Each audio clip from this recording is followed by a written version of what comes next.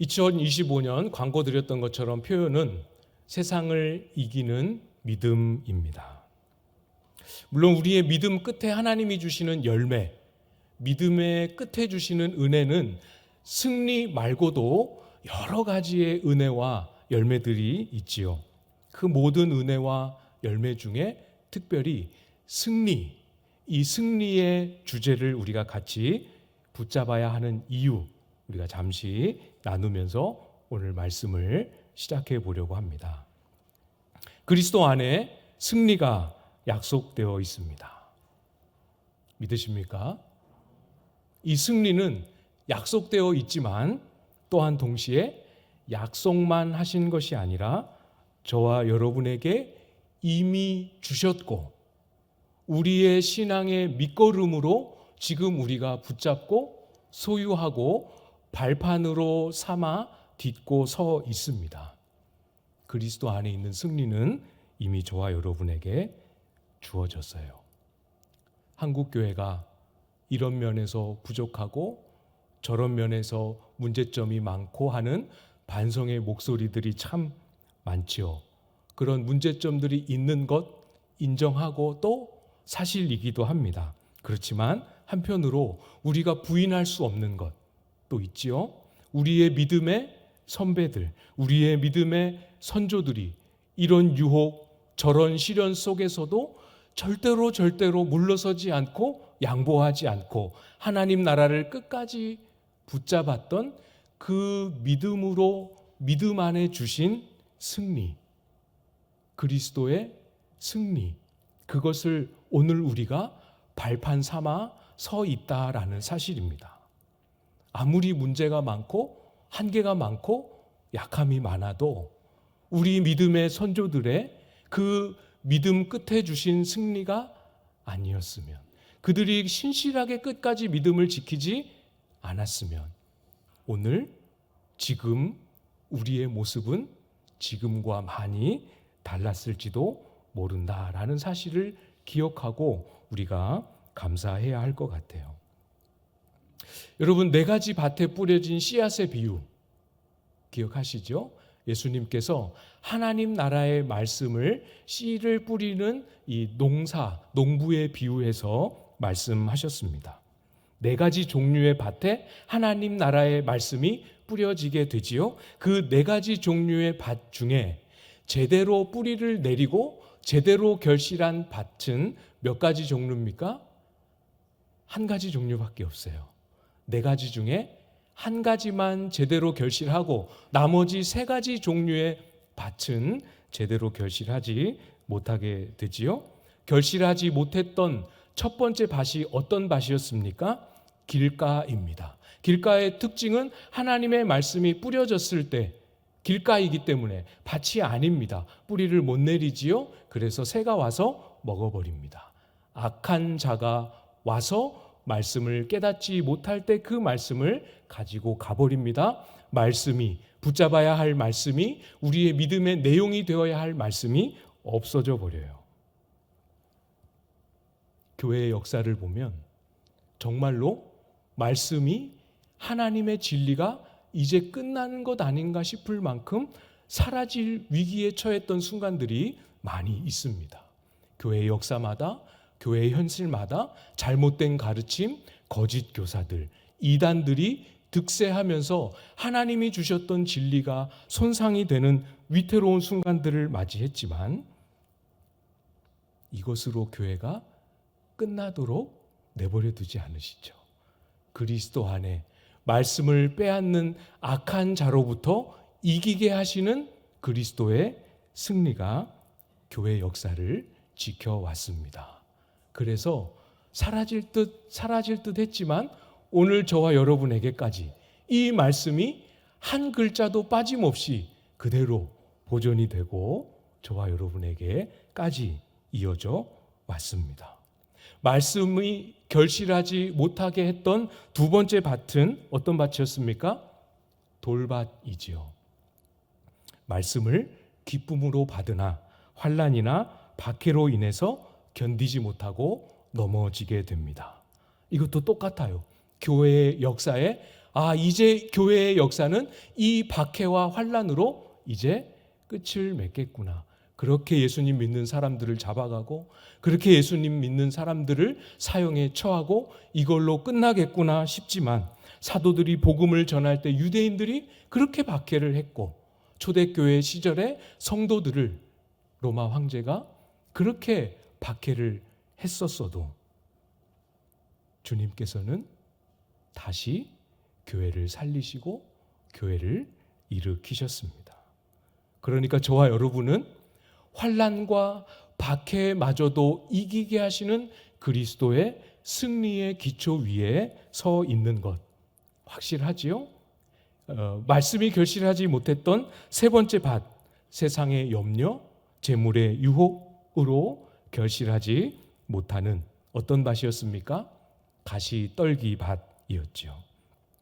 근심, 염려, 유혹, 욕심, 이런 온갖 세상의 유혹으로부터 교회가 힘을 잃고 무너져 가게 되지요.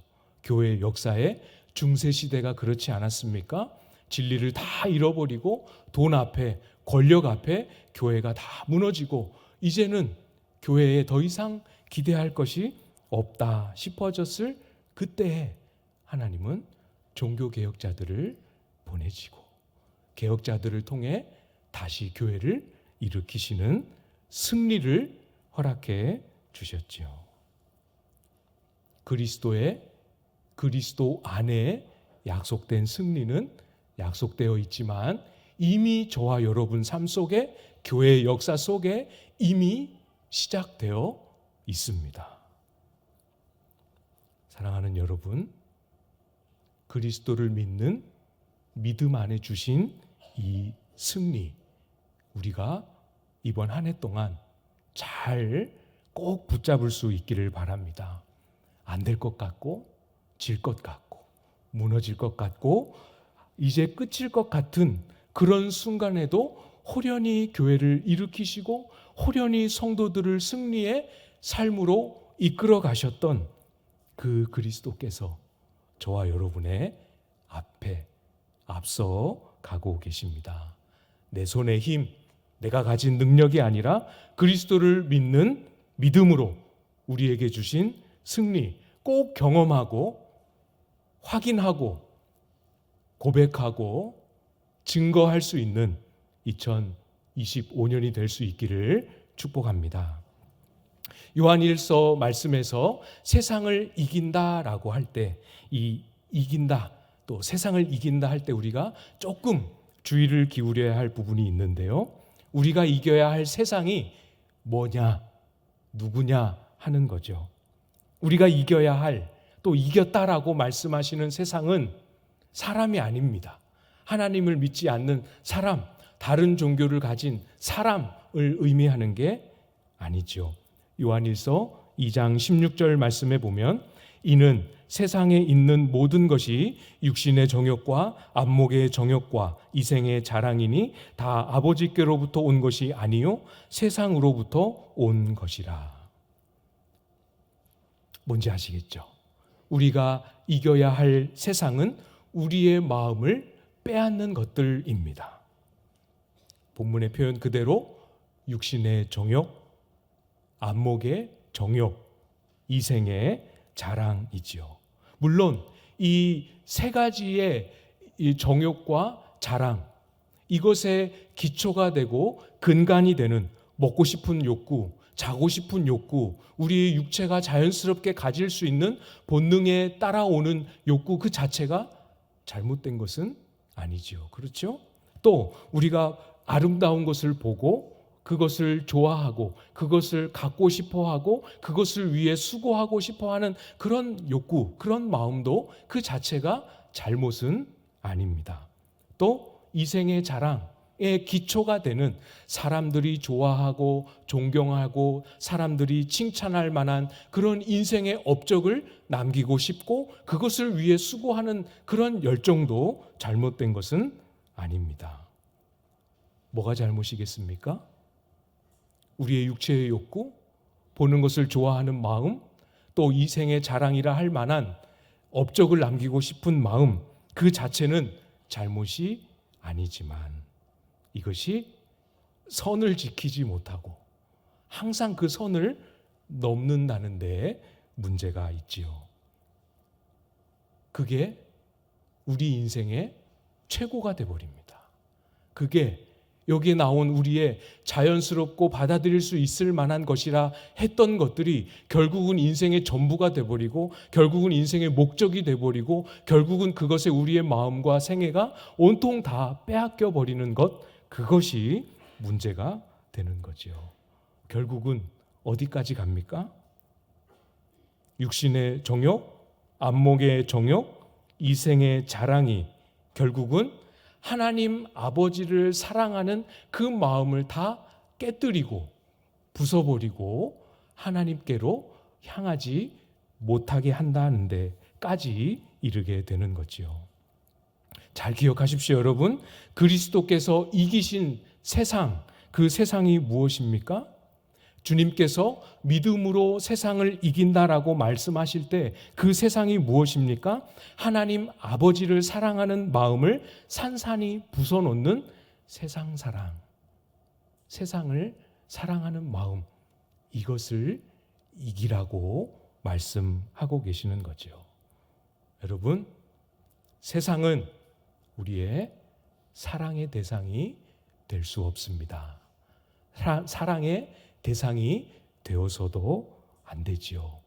세상은 적어도 여기 계신 저와 여러분들이라면 세상은 사랑의 대상이 아니고 뿌리쳐야 할 대상이고 싸워서 이겨야 할 대상이고 거부하고 등을 돌려야 할 대상이다라는 것 우리가 잘 기억할 수 있기를 바랍니다. 찬송가 94장 어떤 찬양인지 아십니까? 주 예수보다 더 귀한 것은 없네. 잘 아시죠? 그 찬양의 가사처럼 세상 부귀, 세상 명예, 세상 행복, 세상 즐거움, 세상 자랑 어떻게 한다고요? 다 버리고 주 예수보다 더 귀한 것은 그것들 말고도 어떤 것을 갖다 놓아도 주 예수보다 더 귀한 것은 나에게는 없습니다. 예수밖에 없습니다. 정말로 예수 사랑하는 것이 저에게는 전부이고 최고입니다 하는 이 고백 말 그대로 이 고백입니다. 주님이 저의 전부이고 모든 것입니다 하는 이 고백이 2025년에 우리의 한 해를, 우리의 신앙의 모든 걸음과 인생 여정을 가득가득 채울 수 있게 되기를 기대하고 축복합니다. 이미 그리스도께서는 우리에게 세상을 등질 수 있는 승리를 주셨다라고 말씀드렸지요. 주셨습니다. 여러분 주변에 어딘가에는 있습니다. 이제 믿음으로 꺼내고 확인하고 승리의 깃발을 펄럭이면서 그 승리를 누려야 합니다. 어디서 그 승리를 찾을 수 있는지 두 가지 정도 오늘 본문을 통해서 확인해 보도록 하겠습니다. 첫 번째는 1절 말씀에 있죠. 1절 말씀을 여러분이 한번 읽어 주시겠습니까? 1절 시작.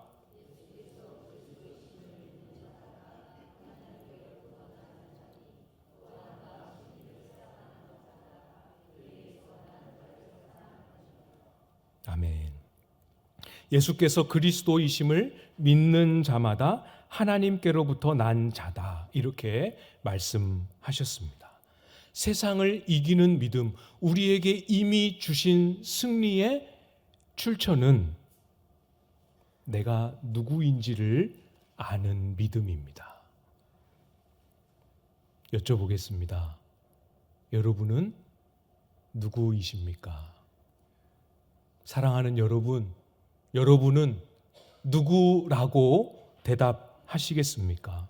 세상이 여러분에게 심어준 대답, 세상이 여러분에게 들려주고 있는 대답, 가진 자다, 가지지 못한 자다, 자랑할 만한 것이 많은 자다, 자랑할 것이 하나도 없는 자다, 부유한 자다, 가난한 자다, 어떤 말을 세상이 여러분 앞에 늘어놓아도 우리가 그 모든 세상의 말들 앞에서 희석시킬 수 없는, 흔들릴 수 없는 저와 여러분이 가진 고백이 우리 속에 감사와 감격으로 살아 있어야 하죠.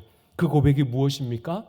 나는 예수 그리스도를 믿음으로 하나님께로부터 난 자다. 고백하실 수 있으시겠습니까? 나는 예수 그리스도를 믿음으로 물과 성령으로 거듭난 자다. 나는 예수 그리스도를 믿음으로 예수 안에 있는 부활 생명, 영원히 썩지 아니할 새 생명을 소유한 자다. 이것이 승리를 위한 저와 여러분의 출발점입니다. 이 첫 단추를 제대로 깨어야 합니다. 그렇지 않고 결단으로, 그것 없이 다짐으로, 그것 없이 반드시 이기겠다는 그런 결의로 안 됩니다. 여러분, 오늘 말씀하신 그대로 나는 그리스도 안에서 하나님께로부터 난 자임을, 이 진리를 붙잡으시기를 바랍니다. 오늘 말씀 4절에도 보십시오. 무릇 하나님께로부터 난 자마다 세상을 이기느니라. 세상을 이기는 승리는 이것이니 우리의 믿음이니라. 세상을 이기는 승리는 내가 하나님께로부터 난 자임을 믿는 믿음으로 얻을 수 있습니다. 이 여기 계신 분들 중에 거듭남을, 내가 하나님께로부터 난 자임을 모르셨던 분들, 처음 들으시는 분들 한 분도 안 계시리라 생각이 됩니다. 그러나 내가 알고 있고 여부를 떠나서 나의 삶에 유혹이 찾아올 때, 나의 마음이 흔들릴 때, 세상에서 이런 말을 듣고 주변에서 이런 말을 듣고 내 속에서 이런 것들이 올라올 때, 그때 나는 하나님께로부터 난 자다, 나는 그리스도의 생명을 소유한 자다 라는 이 진리를 붙잡고 이 진리를 선포하고 이 진리를 나의 심령 속에 외치는 것, 이것이 바로 이 진리의 첫 단추를 꿰는 시작이지요. 그렇게 해보십시오. 놀랍게도 가진 힘이 없는데, 권세도 없는데, 능력도 없는데, 신앙생활을 오래 한 그런 연차도 얼마 안 되는데 놀랍게도 세상을 이기는 승리가 경험되기 시작합니다. 이겨보려고, 유혹을 극복해보려고 애쓰는 것도 필요하지만 그것 하기 전에 먼저 우리를 하나님의 자녀되게 하신 이 은혜를 견고하고 확실하게 우리의 마음과 생각 속에서 붙잡으십시오. 그것을 붙잡은 그 자리에서 오래 지나지 않아 여러분은 유혹을 이기고 욕심을 이긴 성화의 징표를 바로 그 자리에서 얻으시게 될 것입니다. 주님께서 우리에게 이미 주신 승리를 꺼낼 수 있는 두 번째, 3절에 있습니다. 3절 같이 읽어볼까요? 시작. 하나님을 사랑하는 것은 이것이니 우리가 그의 계명들을 지키는 것이라. 그의 계명들은 무거운 것이 아니로다. 두 번째 승리의 출처는 하나님을 사랑하는 것입니다. 우리가 요한복음 묵상하면서 하나님을 사랑하는 것은 감정이 아니고 관계다, 이 말씀 우리가 나누었었습니다. 그래서 그 관계에서 필연적으로 우리가 확인하게 되는 게 그 계명, 그의 말씀을 지키는 삶이라고 우리가 나누었죠. 여기에도 똑같이 말씀하십니다. 하나님을 사랑하는 것은 이것이니 우리가 그의 계명을 지키는 것이라. 그런데 하나를 덧붙여서 말씀하시죠. 그냥 지키는 게 아닙니다. 뭐라고 말씀합니까? 그의 계명들은 무거운 것이 아니로다. 하나님을 향한 사랑이 깊어지고 사랑이 무르익어지고 성숙해져 가면 갈수록 계명에 순종하는 삶이 가벼워집니다. 무거운 것이 아니다라고 한 이 말씀의 의미가 느껴지고 깨달아지죠. 아, 이것이 사라지는구나 하는 것을 경험하게 됩니다. 물론 아마 적지 않은 분들이 여전히 지금도 말씀을 따라 사는 것이 그렇게 무겁고 또 어떤 면에서 나를 이렇게 어떨 때는 옥죄는 것 같기도 하고 또 어떨 때는 굉장히 심적으로 부담을 주는 것으로 느껴지고 그렇게 여겨진다. 그렇게 생각하시는 분들 있으실 것 같아요. 그런 상태가 그대로 유지되어 있을 때는 그리스도 안에 있는 승리는 멀게만 느껴질 수밖에 없지요. 말씀은 무겁디 무겁고 세상은 그저 사랑스럽기만 하게 보이는 마음이 안 가실 겁니다. 왜 그렇습니까? 우리 속에 아직 하나님 아버지를 향한 사랑이 없거나 하나님 아버지를 향한 사랑이 너무 작기 때문이죠. 다른 문제도 있을 수 있지만 오늘 본문은 하나님 아버지를 사랑하는 것이다 라고 말씀하십니다. 여러분, 주 안에서 사랑하는 여러분의 마음은 지금 어디를 향하고 있습니까? 잘 안 되지만 자주자주 넘어지지만 그래도 하나님 아버지를 바라보며 애써서 사랑을 싹 틔우고 애써가며 이 사랑을 키워가려고 하나님을 향하여 마음을 두고 계십니까? 아니면 세상을 이기기 원한다 말은 하지만 여전히 우리의 마음은 아직도 세상을 바라보고 있으십니까? 여러분의 마음은 어디를 향하고 있으십니까? 2024년 한 해 이제 8분 남았습니다. 끝납니다. 지난 한 해 동안 못했다, 너무 아쉽다 하는 거 다 그냥 버리고 진실한 마음으로 하나님 앞에 고백하고 뉘우치고 회개해야 한다면 고백하고 회개도 하고 2025년 8분 후에 새롭게 시작할 때 다시 처음 시작하는 마음으로 우리의 마음을 하나님께 두십시오. 진실로 회개하고 다시 시작하면 우리 하나님도 마치 이제 갓 태어나서 신앙생활 처음 시작하는 것처럼 그렇게 우리의 허물을 지난날의 과오를 들추지 않으시고 처음 시작하는 것처럼 우리를 바라보시고 기대하시고 우리를 믿어 주실 것입니다. 하나님께 마음을 두십시오. 힘을 다해 하나님을 사랑하십시오. 사랑할 수 있도록 사랑이 깊어지도록 더 하나님을 뜨겁게 사랑할 수 있게 해달라고 간구하십시오. 하나님을 사랑하는 표시가 뚜렷해질 때까지 하나님을 사랑하는 표시가 이렇게 나타나는구나 보일 때까지 사랑을 구하시기 바랍니다. 하나님을 사랑하는 표시가 무엇이라고 말씀드렸습니까? 말씀을 따르는 것이, 계명을 지키는 것이 조금씩 수월하고 부드러워지고 가벼워지고 있구나. 순종 안 되었던 것들이 순종되기 시작하는 것이구나. 마음에 불편했던 것이 마음의 소원으로 새로워지고 있구나 하는 것이 느껴지는 것. 이것이 하나님을 사랑하는 표시이지요. 그 길로 가시면 됩니다. 넘어지면 또 다시 일어나서 다시 가시면 됩니다. 2025년도 하나님이 새롭게 지으셨지만 똑같이 365일 12달입니다. 금방 지나갑니다. 이 목표와 기도의 제목을 가지고 힘있게 하나님을 사랑하는 길로 달려가다 보면 어느새 이미 이루어 놓으신 그리스도의 승리가 여러분의 삶을 채우고 우리의 삶을 채우고 우리의 공동체를 풍요롭게 하는 영적인 열매로 채워지고 있음을 어느덧 발견하게 되실 겁니다.